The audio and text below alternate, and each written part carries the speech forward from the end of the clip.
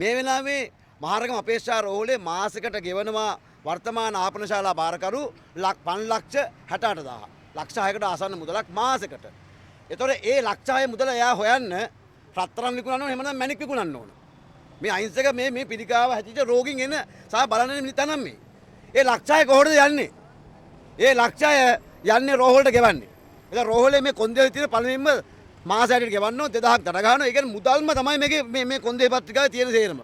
මේකට මිනිස්සුන්ට කොළ කැදයක්ක් දෙන්න, රසකාරියුන්ට ආහාර වේලක් දෙන්න, ඒ වගේම පෝෂක පදාර්ථ අඩංගු වන විදියට ඒ පෝෂණීය ආහාර වේල සතුරු, ඒ දේශීය උසුපැන්, ඒ දේවල් ක්‍රියාත්මක කරන්න මේ රෝග හැදෙන්නේ. ඒව මේකේ මොකුත් නැහැ.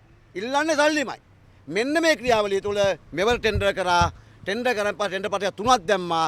ආපනශාලා හිමියෝ මොකද මම හිටපු සභාපති වෙලා මම මේ සිරුසි දන්නේ කියන්නේ. ඒ 3 දෙනාගෙන් පළවෙනි එක 9,96,000 දෙක 8 ලක්ෂ ගණන් තුන 6,50,000.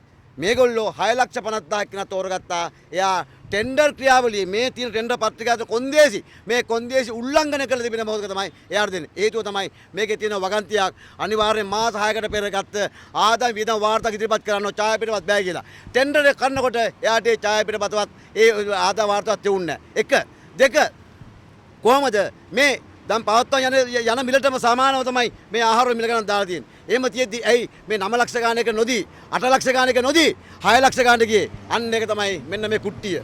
ඒ නිසා අපි මේක ගැන විශ්වාසය තියෙනවා.